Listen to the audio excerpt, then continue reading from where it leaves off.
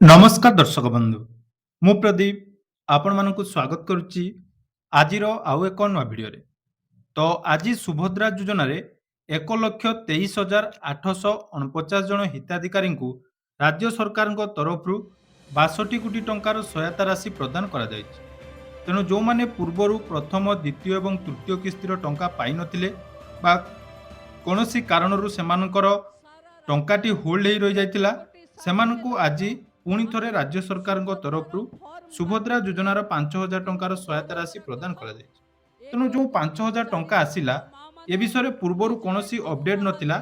ଗତ 2 ଦିନ ତଳେ ଉପମୁଖ୍ୟମନ୍ତ୍ରୀ ପ୍ରଭାତୀ ପଢ଼ିଆ ତାଙ୍କର ଟ୍ୱିଟର ହ୍ୟାଣ୍ଡେଲ ମାଧ୍ୟମରେ ଗୋଟେ ପୋଷ୍ଟ କଲେ ଏବଂ ସେଥିରେ ଆପଣମାନଙ୍କୁ କୁହାଗଲା ଯେ ସୁଭଦ୍ରା ଯୋଜନାରେ ବକେୟା କିସ୍ତି ଯେଉଁ ହିତାଧିକାରୀମାନେ ପାଇନାହାନ୍ତି, ସେମାନଙ୍କ ମଧ୍ୟରୁ 1,23,849 ଜଣଙ୍କୁ ଆସନ୍ତା 4 ତାରିଖରେ ସୁଭଦ୍ରା ଯୋଜନାର ସହାୟତା ରାଶି ମିଳିବ।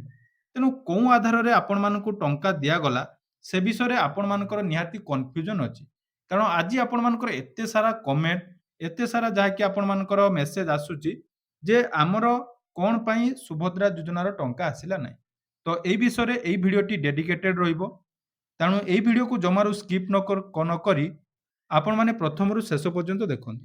କାରଣ ଆପଣମାନେ ଭିଡ଼ିଓକୁ ଫୁଲ୍ ୱାଚ୍ ନ କରି କେବଳ ଖାଲି କମେଣ୍ଟ କରି ଚାଲିଛନ୍ତି ଯେ ଆମେ ନୂଆ ଆବେଦନ କରିଛୁ, ଆମକୁ କାହିଁକି ମିଳିଲାନି, ଆମେ ଏପ୍ରିଲ ମାସରେ ଆବେଦନ କଲୁ, ଆମେ କାହିଁକି ଆଜି ଟଙ୍କା ପାଇଲୁନି, ଆମେ ପୂର୍ବରୁ 4ଟା କିସ୍ତିର ଟଙ୍କା ପାଇଛୁ, ଆଜି କାହିଁକି ଟଙ୍କା ପାଇଲୁନି। ଏଇଭଳି ବହୁତ ସାରା ଯାହାକି ଆପଣମାନଙ୍କ ପ୍ରଶ୍ନ ଆସୁଛି। ଗୋଟି ଗୋଟି କରି ସବୁ ପ୍ରଶ୍ନର ଆନ୍ସର ଦେବି। ତେଣୁ ଆପଣମାନେ ଯଦି ଚ୍ୟାନେଲକୁ ପ୍ରଥମ ଥର ଭିଜିଟ୍ କରୁଛନ୍ତି, ଭିଡ଼ିଓକୁ ଲାଇକ୍ କରିବା ସହିତ ଚ୍ୟାନେଲକୁ ସବସ୍କ୍ରାଇବ୍ କରିଦିଅନ୍ତୁ। ବହୁତ ସାରା ଇନଫର୍ମେସନ ଆପଣମାନେ ଆମ ଚ୍ୟାନେଲ ମାଧ୍ୟମରେ ପାଇବେ। ସର୍ବପ୍ରଥମେ ଦେଖନ୍ତୁ, ଆଜି ଯେଉଁ 1,23,849 ଜଣ ହିତାଧିକାରୀଙ୍କୁ ଟଙ୍କା ମିଳିଲା, ଏଥିରେ କେଉଁମାନଙ୍କୁ ମିଳିଲା ନା ସରକାରଙ୍କର କହିବା ମୁତାବକ ଯେଉଁମାନଙ୍କର ପ୍ରଥମ ଏବଂ ଦ୍ୱିତୀୟ ଏବଂ ତୃତୀୟ କିସ୍ତିରେ KYC ପାଇଁ ହେଉ, ଆପଣମାନଙ୍କର ବ୍ୟାଙ୍କର DBT ପାଇଁ ହେଉ ବା ଅନ୍ୟ କୌଣସି ଟେକ୍ନିକାଲ ଇସ୍ୟୁ ପାଇଁ ଯଦି ଟଙ୍କା ଆସିନଥିଲା, ତ ସେମାନଙ୍କୁ ଆଜି ଯାହାକି ରାଜ୍ୟ ସରକାରଙ୍କ ତରଫରୁ ସୁଭଦ୍ରା ଯୋଜନାର ସହାୟତା ରାଶି ପ୍ରଦାନ କରାଯାଇଛି। ତା ସହିତ ଯେଉଁ ହିତାଧିକାରୀମାନେ ଆପଣମାନଙ୍କର ନଭେମ୍ବର ମାସରେ ଆପ୍ଲାଏ କରିଥିଲେ ଏବଂ ନଭେମ୍ବର ମାସରେ ଯେଉଁମାନେ ଆପ୍ଲାଏ କଲା ପରେ ସେମାନଙ୍କର ଯେଉଁ 2ଟି କିସ୍ତି, ଗୋଟିଏ ଆସିଥିଲା ଆପଣମାନଙ୍କର ଜାନୁଆରୀ ମାସରେ ଏବଂ ଆଉ ଗୋଟିଏ ମାର୍ଚ୍ଚ ମାସରେ। ତ ଏଇ 2ଟି କିସ୍ତିରୁ ଯଦି କୌଣସି ବି କିସ୍ତି ତାଙ୍କୁ ମିଳିନଥିଲା, ତାହେଲେ ଯାଇ ସେମାନଙ୍କୁ ଯାହାକି ଆଜି ମଧ୍ୟ ଟଙ୍କା ଆସିଛି। ତାର ସ୍କ୍ରିନଶଟ୍ ମଧ୍ୟ ମୁଁ ଆପଣମାନଙ୍କ ସାମ୍ନାରେ ଲଗେଇ ଦେଉଛି। ଏଇ ଯେଉଁ ସ୍କ୍ରିନଶଟ୍ ଗୁଡ଼ିକ ଲଗାଉଛି, ଏଥିରେ ଜଣଙ୍କର ଯେଉଁଟାକି ଜାନୁଆରୀରେ ପେମେଣ୍ଟ ଆସିନଥିଲା କିନ୍ତୁ ମାର୍ଚ୍ଚରେ ସେ ଗୋଟିଏ ପେମେଣ୍ଟ ପାଇଥିଲେ। ତେଣୁ ତାଙ୍କର ଯେଉଁ ଗୋଟିଏ ପେମେଣ୍ଟ ପେଣ୍ଡିଂ ଥିଲା, ସେହି ଟଙ୍କା ଆପଣମାନଙ୍କୁ ମିଳିଲା। ତ ଆହୁରି ମଧ୍ୟ ବହୁତ ଜଣ କମେଣ୍ଟ କରୁଛନ୍ତି ଯେଉଁମାନେ କି ନଭେମ୍ବର ମାସରେ ଆପ୍ଲାଏ କରିଛନ୍ତି ଏବଂ ନଭେମ୍ବର ମାସରେ ଆପ୍ଲାଏ କଲା ପରେ ତାଙ୍କର ଯେଉଁ ଥାର୍ଡ ଆପଣମାନଙ୍କର ଜାନୁଆରୀ ମାସରେ ଗୋଟେ ମିଳିଛି ଏବଂ ମାର୍ଚ୍ଚ ମାସରେ ଗୋଟେ ମିଳିଛି, ଯୋଉଟାକି ତାଙ୍କର ଷ୍ଟାଟସ୍ ଚେକ୍ କଲା ପରେ ଶୋ କରୁଥିବ ତୃତୀୟ କିସ୍ତି ଏବଂ ଚତୁର୍ଥ କିସ୍ତି। ତେଣୁ ସେମାନେ ପ୍ରଶ୍ନ ପଚାରୁଛନ୍ତି ଯେ ଆମର ଫାଷ୍ଟ ଏବଂ ସେକେଣ୍ଡ କିସ୍ତି ମିଳିନାହିଁ, ଆମକୁ ଆଜି ଟଙ୍କା ମିଳିଲା ନାହିଁ। ଦେଖନ୍ତୁ, ଯେଉଁମାନେ ଯେବେଠାରୁ ଆବେଦନ କରୁଛନ୍ତି, ମନେ ରଖନ୍ତୁ ଆପଣମାନେ ସୁଭଦ୍ରା ଯୋଜନାରେ ଯେବେଠାରୁ ଆବେଦନ କରୁଛନ୍ତି ତାର ପରବର୍ତ୍ତୀ କିସ୍ତିଠାରୁ ଆପଣମାନଙ୍କ ଟଙ୍କା ହିସାବ କରାଯାଏ। ଆପଣମାନେ ଯଦି ନଭେମ୍ବର 2025ରେ ଆବେଦନ କରି 2024 ମସିହାର ଟଙ୍କା ପାଇବା କଥା ଭାବୁଛନ୍ତି, ତାହେଲେ ସେଇଟା ଭୁଲ। ସେମିତି ଆପଣମାନଙ୍କର ଟଙ୍କା ମିଳେ ନାହିଁ। କାରଣ ସୁଭଦ୍ରା ଯୋଜନାରେ ଆପଣମାନଙ୍କୁ ଯେଉଁ 50,000 ପ୍ରତିଶ୍ରୁତି ଦିଆଯାଇଥିଲା, ଏଇଟା ଆକ୍ଚୁଆଲି 50,000 ନୁହେଁ।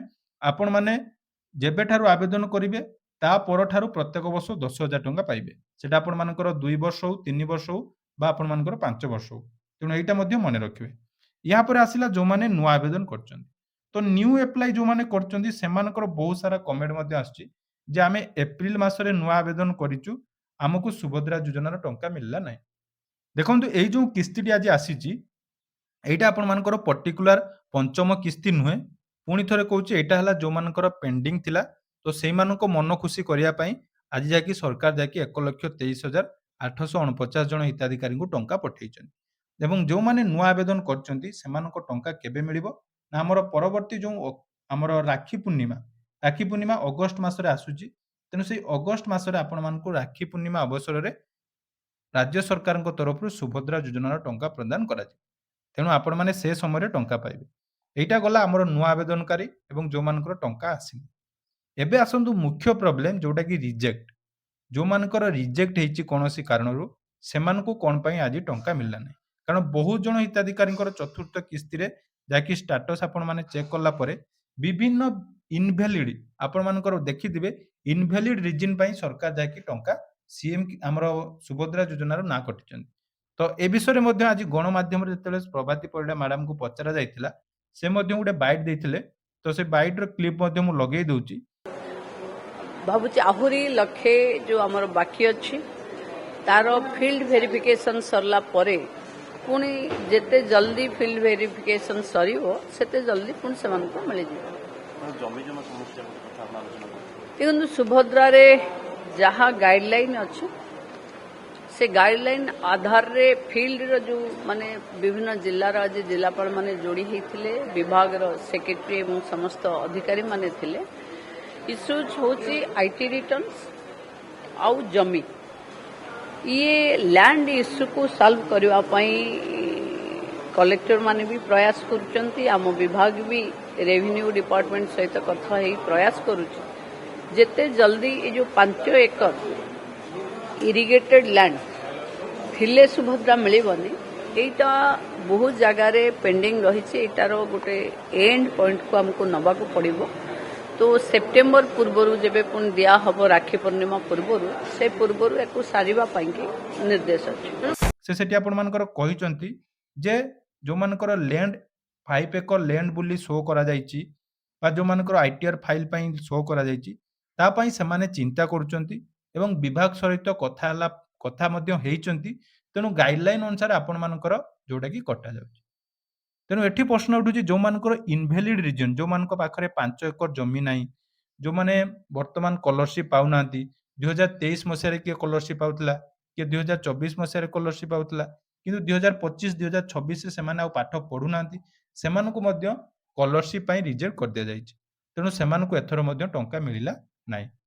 ତେଣୁ ଯେଉଁମାନଙ୍କର ରିଜେକ୍ଟ ହେଇଛି ଆପଣମାନେ ଯେଉଁ ପ୍ରଶ୍ନ କରୁଛନ୍ତି ଆମର ରିଜେକ୍ଟ ହେଇଛି ଆମର ଅଣ୍ଡର ପ୍ରୋସେସ୍ ଅଛି କିନ୍ତୁ ଟଙ୍କା ଆସିନାହିଁ ଅଣ୍ଡର ପ୍ରୋସେସ୍ ଯେଉଁମାନଙ୍କର ଥିଲା ରିଜେକ୍ଟ ହେଇନାହିଁ ସେମାନଙ୍କୁ ମଧ୍ୟରୁ କିଛି ଜଣଙ୍କୁ ଟଙ୍କା ଆସିଛି ଆଉ କିଛି ଜଣ ମଧ୍ୟ ଏପର୍ଯ୍ୟନ୍ତ ଟଙ୍କା ପାଇନାହାନ୍ତି।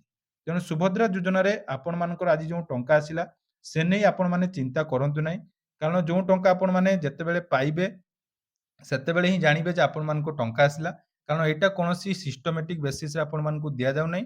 ୟାର ପରବର୍ତ୍ତୀ କିସ୍ତି ଯୋଉଟାକି ପଞ୍ଚମ କିସ୍ତି ସେଇ ଟଙ୍କା ଆସିବା ପୂର୍ବରୁ ଯେଉଁମାନଙ୍କ ରିଜେକ୍ଟ ହେଇଛି ସେମାନଙ୍କର ବାରମ୍ବାର ଯାଇକି ଆପଣମାନେ ଗ୍ରିଭେନ୍ସ ଦିଅନ୍ତୁ ବ୍ଲକ ଅଫିସରେ ଆପଣମାନେ ଯାଇକି ନିଜର ଆପ୍ଲିକେସନ୍ ସବମିଟ୍ କରନ୍ତୁ ଏବଂ ଆପଣମାନେ ଯେକୌଣସି ମାଧ୍ୟମରେ ଯଦି ସରକାରଙ୍କୁ ଆପଣଙ୍କର ନିବେଦନ ଶୁଣିବା ପାଇଁ ଚାହୁଁଛନ୍ତି ତାହା ମଧ୍ୟ ଆପଣମାନେ ଶୁଣାନ୍ତୁ କିନ୍ତୁ ଗ୍ରିଭେନ୍ସ ଆପଣମାନେ ମଷ୍ଟ ଦିଅନ୍ତୁ। ଗ୍ରିଭେନ୍ସ ଦେଲା ପରେ ନିହାତି ଯଦି ଅଗଷ୍ଟ ମାସରେ ଟଙ୍କା ଆସିବା ପୂର୍ବରୁ ପୁଣି ଥରେ ଭେରିଫିକେସନ୍ କରାଯାଏ ଯେମିତି ଚତୁର୍ଥ କିସ୍ତିରେ କିଛି ହିତାଧିକାରୀଙ୍କୁ ଯୋଡ଼ା ଯାଇଥିଲା ସେଇଭଳି ଭାବରେ ଆପଣମାନଙ୍କୁ ମଧ୍ୟ ସୁଭଦ୍ରା ଯୋଜନାର ପଞ୍ଚମ କିସ୍ତିର ଟଙ୍କା ଆସିବା ପୂର୍ବରୁ ଯଦି ଯୋଡ଼ାଗଲା ଆପଣମାନେ ପାଇପାରିବେ। ତେଣୁ ୟାକୁ ନେଇ ଆପଣମାନଙ୍କ ମନରେ ଯେଉଁ କନଫ୍ୟୁଜନ୍ ଥିଲା ଆଶା କରୁଛି ଭିଡ଼ିଓ ମାଧ୍ୟମରେ ନିହାତି କ୍ଲିୟର ହେଇଯାଇଥିବ। ଏହା ସହିତ ଯଦି ଅନ୍ୟାନ୍ୟ କିଛି ଡାଉଟ୍ ଅଛି ନିହାତି ଆପଣମାନେ କମେଣ୍ଟ ସେକ୍ସନରେ ପଚାରି ପାରିବେ ନହେଲେ ଡେସ୍କ୍ରିପସନରେ ଆମ ଟେଲିଗ୍ରାମ ଚ୍ୟାନେଲର ଲିଙ୍କ୍ ଅଛି ସେଠି ମଧ୍ୟ ଆପଣମାନେ ଜଏନ୍ ହେଇ ମୋ ସହିତ କଣ୍ଟାକ୍ଟ କରିପାରିବେ। ଧନ୍ୟବାଦ।